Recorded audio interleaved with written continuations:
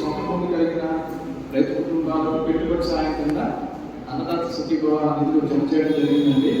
దానికి సంబంధించి మన మండలంలో సుమారుగా 7,126 మంది లబ్ధిదారులు కానీ రాష్ట్ర ప్రభుత్వం నుంచి 5,000 రూపాయలు, అదేవిధంగా కేంద్ర ప్రభుత్వం నుంచి పిఎంకి సంబంధించి 2,000 రూపాయలు, మొత్తం కలిపి 7,126 మందికి గాను 4,93,00,000 జమ చేయడం జరిగిందండి. ఇది ప్రధానంగా అన్నదాత సుఖీభవ గురించి. తర్వాత చూసుకున్నట్లయితే మన వ్యవసాయ శాఖ నుంచి ఎప్పటిలానే మనం ఈ పంట డిజిటల్ క్రాప్ సర్వే అంటారండి. ఎందుకంటే ఈసారి గవర్నమెంట్ ఆఫ్ ఇండియా కేంద్ర ప్రభుత్వంతో మన రాష్ట్ర ప్రభుత్వాలు టైఅప్ అయ్యి ఈ యొక్క డిజిటల్ క్రాప్ సర్వే అనేది చేయడం జరుగుతుందండి.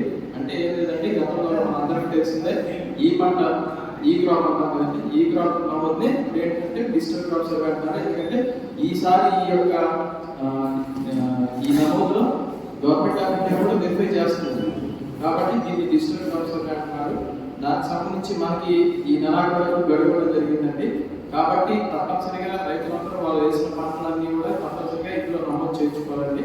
ఇందులో నమోదు చేయించుకుంటేనే రేపు భవిష్యత్తులో రాబోయే ఎటువంటి ప్రభుత్వానికి సంబంధించిన పంట నష్ట పరిహారం కావచ్చు, అదేవిధంగా మనకి ధాన్యం కొనుగోలు కేంద్రాలు కావచ్చు, లేదు పత్తి కొనుగోలు కేంద్రాలు కావచ్చు, ఇట్లాంటి ఎటువంటి మన ప్రభుత్వ పథకాలకు అర్హులు అవ్వాలన్నా కానీ ఇందులో తప్పనిసరిగా నమోదై ఉండాలండి. ఈసారి ఈ యొక్క డిజిటల్ క్రాప్ సర్వేలో ఉన్న ప్రత్యేకత ఏంటంటే అండి, ఖచ్చితంగా సుబాబు కావచ్చు, లేదు పంట ఏకపోయినా కానీ వాటిని కూడా నమోదు చేయమంటున్నారండి. తప్పనిసరిగా మనకి అంటే ల్యాండ్ పార్సెల్స్ అంటున్నారండి. భూమి కమతాలు మన మండలంలో ఇన్ని భూమి కమతాలు ఉన్నాయి కాబట్టి ఆ భూమి కమతాలలో అసలు పంట వేసినా ఏకపోయినా అసలు ఏ పంట వేసినా కానీ అది తప్పనిసరిగా ఈ యొక్క డిజిటల్ క్రాప్ సర్వేలో నమోదు చేయమంటున్నారండి.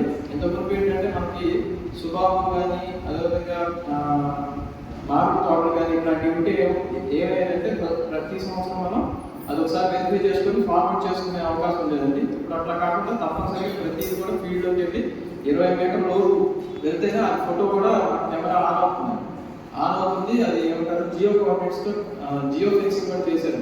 ఖచ్చితంగా ఆ ఫీల్డ్లోకి వెళ్ళి మనం ఖచ్చితంగా 20 మీటర్ల లోపు వెళ్తేనే అది ఫోటో తీసుకోవడం జరుగుతుందండి. అంత ప్రత్యేకతగా ఈసారి ఈ యొక్క పకడ్బందీగా ఈ యొక్క డిజిటల్ క్రాప్ సర్వే ఈ పంట అనేది నమోదు చేస్తున్నారండి. ఇందులో కేంద్ర ప్రభుత్వం కూడా ఇందులో భాగస్వామ్యం ఉన్నారు కాబట్టి తప్పనిసరిగా రైతులందరూ కూడా వాళ్ళు వేసిన పంటలన్నీ కూడా తప్పనిసరిగా విధిగా కూడా నమోదు చేయించుకోవాలండి. అయితే ఈసారి డిజిటల్ క్రాప్ సర్వే ఏంటంటే ఖచ్చితంగా మనకు ఏవైతే వ్యవసాయ పంటలు కావచ్చు ఇట్లాంటి ఏవైతే ఉన్నాయో వాటికి తప్పనిసరిగా ఈకేవైసీ చేయించుకోవాలండి. సుబాబులు అదేవిధంగా యూకలిప్టస్ ఇట్లాంటివి ఉన్నాయండి, వాటిని ఈకేవైసీ అనేది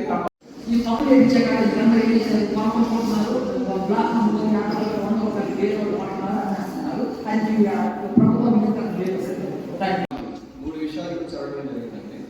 అయితే ఈ క్రాప్ గురించి కూడా గౌరవ ఎంపీటీసీ గారు ప్రశ్నని లేవనెత్తారు. అయితే ఈసారి ఏంటంటే మనకి మన అగ్రికల్చర్ అసిస్టెంట్స్కి బదిలీ జరిగింది. బదిలీ జరగడం వల్ల ఏమైందంటే అది సుమారు జూన్ జూలైలో జరిగినప్పుడు ఏమైందంటే ఏదో కొంతమందికి అనుకున్న ప్లేస్కి రాలేదు. దానివల్ల ఏం చేశారంటే వీళ్ళు కొంతమంది కోర్టుకి వెళ్ళారు. కోర్టుకి వెళ్ళడం వల్ల ఏమైందంటే ఈ బదిలీ ప్రక్రియ కొద్దిగా ఆలస్యంగా జరగడం కావచ్చు, లేదు జాయిన్ అయిన వాళ్ళు ఉన్నారు, జాయిన్ అయిన వాళ్ళు కొంతమంది కోర్టుకి వెళ్ళిన వాళ్ళు ఉన్నారు. ఈ విధంగా ఏంటంటే కొంత మన వ్యవసాయ శాఖకు సంబంధించిన ఏవైతే కార్యక్రమాలు ఉన్నాయో అవి ప్రగతి కుంటుపడింది. దానివల్ల ఈ క్రాప్ కొద్దిగా లేట్ అయింది. పూర్తిగా కానీ లేట్ అయితే జరిగింది. అయితే ఈ నెలాఖరు గడువు ఇచ్చారు. మీరు అన్నట్టు ఈ మొక్కజొన్న ఇవన్నీ కూడా మన వాళ్ళు ఈ క్రాప్ చేస్తున్నారండి. అయితే మన మొక్కజొన్నలో ఏంటంటే పంట వేసినట్టు కనిపిస్తుంది కాబట్టి ఇబ్బంది లేదు. ఎంపీటీసీ గారు ప్రజెంట్ అయితే చేస్తున్నారు. ఇంకా దీన్ని 10 రోజులు అయితే పొడిగించే అవకాశం ఉంది. ఇది అంటే ఏమంటారంటే అధికారికంగా రాలేదు కానీ మాకు తెలిసింది. ఎందుకంటే ఇది కేవలం 2 జిల్లాలోనే ఈ యొక్క బదిలీ మీద హైకోర్టు ఆశ్రయించారు. మన అగ్రికల్చర్ అసిస్టెంట్ కృష్ణా, కర్నూలు ఈ రెండింటికి కూడా హైకోర్టు ఏమని తీర్పించిందంటే వీళ్ళ బదిలీలు పారదర్శకంగా జరగలేదు కాబట్టి మళ్ళీ రీకౌన్సిలింగ్ చేయమని వచ్చింది. మళ్ళీ రీకౌన్సిలింగ్కి వస్తే వీళ్ళు కొంతమంది ఉన్న ప్లేస్ నుంచి మేము ఎందుకు మళ్ళీ రీకౌన్సిలింగ్ వెళ్ళాలని వీళ్ళు మళ్ళీ హైకోర్టు ఆశ్రయించారు. మళ్ళీ దాని మీద ఏం చేసిందంటే రీకౌన్సిలింగ్ మీద గౌరవ హైకోర్టు వారు 4 వారాలు స్టే ఇచ్చారు రీకౌన్సిలింగ్.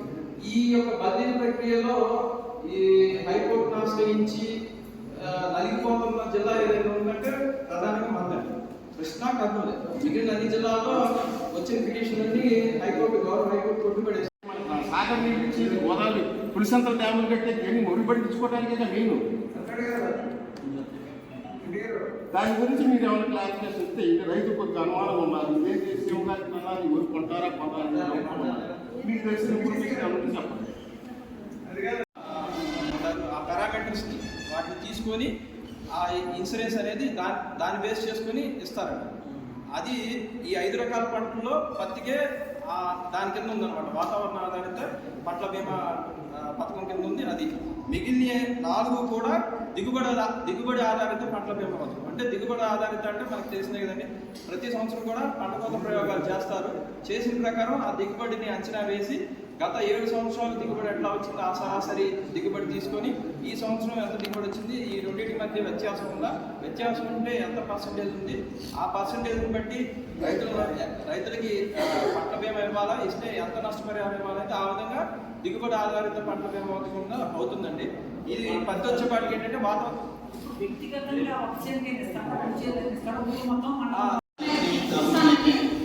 తర్వాత అట్లాగే సచివాలయాల్లో కూడా వాళ్ళ యొక్క వ్యవసాయ శాఖ ఉన్న సిబ్బందిని కూడా కొంచెం అలర్ట్ చేయండి. గౌరవ సభ్యులకు ఎప్పటికప్పుడు ఈ గ్యాప్ లేకుండా సమాచారం అందజేయమని చెప్పండి. ఈ సభాముఖంగా నేను కూడా మీరు చెప్తున్నాను అనమాట. వాళ్ళకి సమాచారం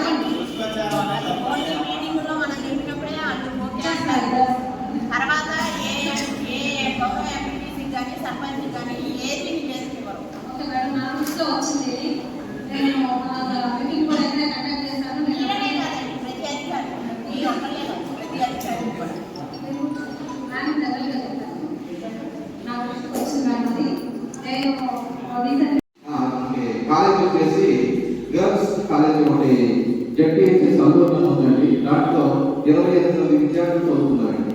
బైపీసీ, ఎంపీసీ 25 మంది విద్యార్థులు.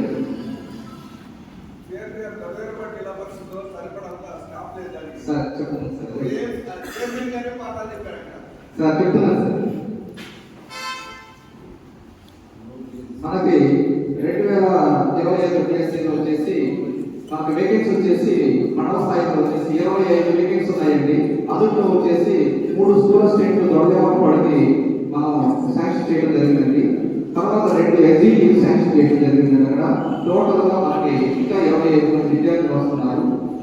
టీచర్స్ సెలవు పెట్టుకున్నప్పుడు కస్టమర్ అయితే 2 ఎస్జీటీ కేటాయించడం జరిగింది. వారు కూడా ఈ పండుగ తర్వాత ప్రొఫెషన్ జరుగుతుందండి వేకెన్సీ ద్వారా.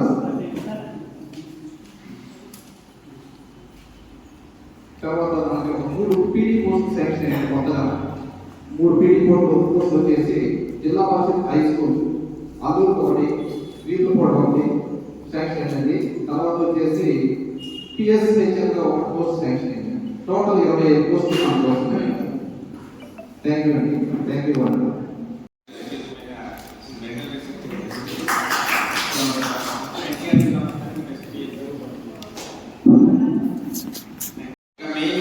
ప్రతిష్టాత్మక కార్యక్రమం అంటే 17 మోడీ గారు SNSPA కార్యక్రమం అంటే స్వాస్థ్యవాది సురక్షిత పరివారం అంటే స్త్రీలు ఆరోగ్యం బాగుంటే ఫ్యామిలీ కుటుంబం బాగుంటుందని చెప్పి ఒక నినాదంలో SNSPA కార్యక్రమం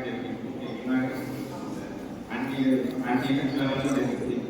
సో దీంట్లో ఏంటంటే మెయిన్ ఎన్సిటీసీ అంటే last year BP sugar check చేసిన విధంగా ఈ ఇయర్ కూడా సర్వే జరుగుతుంది.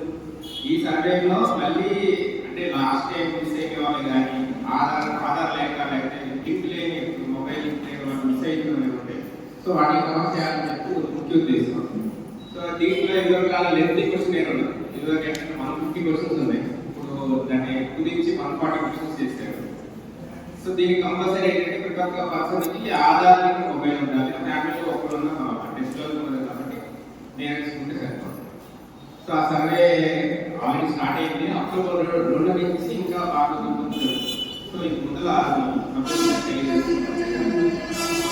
ఇకపోతే ఈ వర్షాల టైంలో జాగ్రత్త PDP యాక్టివిటీస్ అంటే వెరీ డొమెస్టిక్ యాక్టివిటీస్ లాభాన్ని పెంపొందించకుండా కొబ్బరి చెప్పాలి రోడ్లలో నిలవడం ఇలాంటి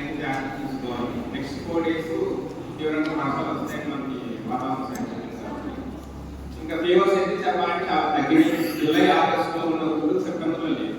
సో అది పర్వాలేదు అదుపులో ఉంది. అలా చెప్పి మనం రిలాక్స్ అయ్యాము మళ్ళీ లాగదు. ఇంకా card vaccine, anti snake vaccine అన్నీ ఉన్నాయి. లాస్ట్ టైం అడిగారు